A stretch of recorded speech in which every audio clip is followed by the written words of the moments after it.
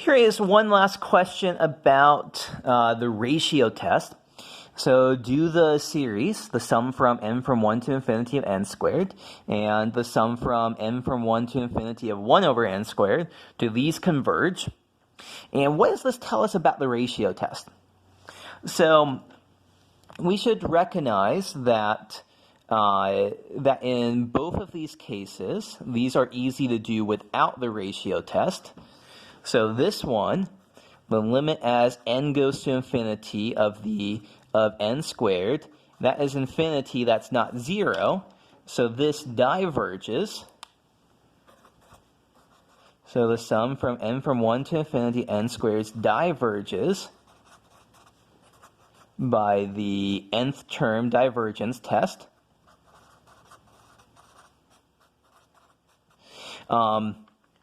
Remember that in order for a series to converge, it's a necessary condition that the limit of the individual terms of the series has to be 0.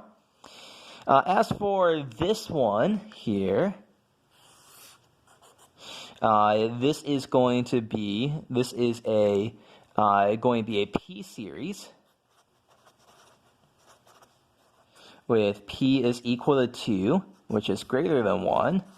So we should know that this converges.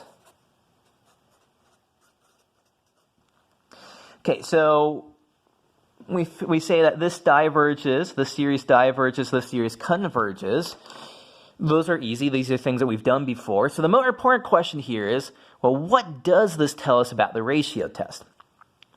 Well, let's go ahead and let's go to a new slide and let's apply the ratio test to those two series.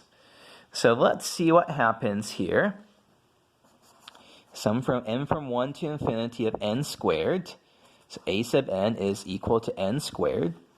And if we do a sub n plus 1 divided by a sub n, that's going to be n plus 1 squared divided by n squared.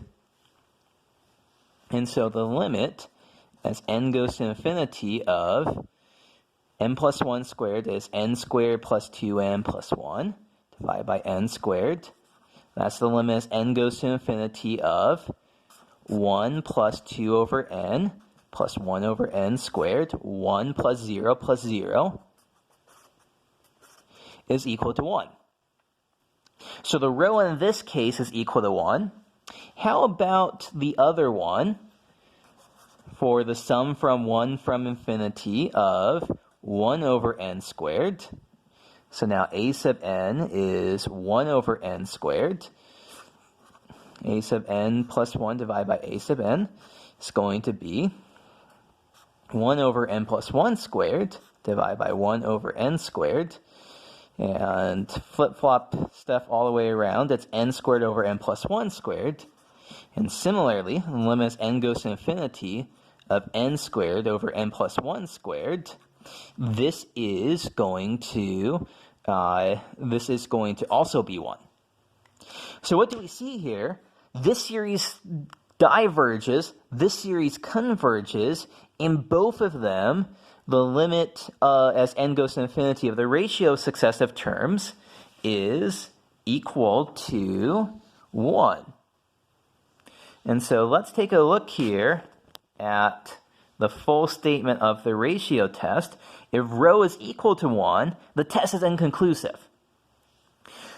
And so now we see why, if rho is equal to 1, the test is inconclusive, because this series is a series of rho is equal to 1, and the series diverges, and this series is a series where the rho is equal to 1, and this series converges.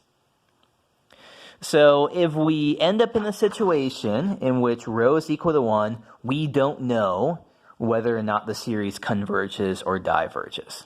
We'd have to try other tests in order to figure it out. So this is an important thing to keep in mind when you're working with the ratio test.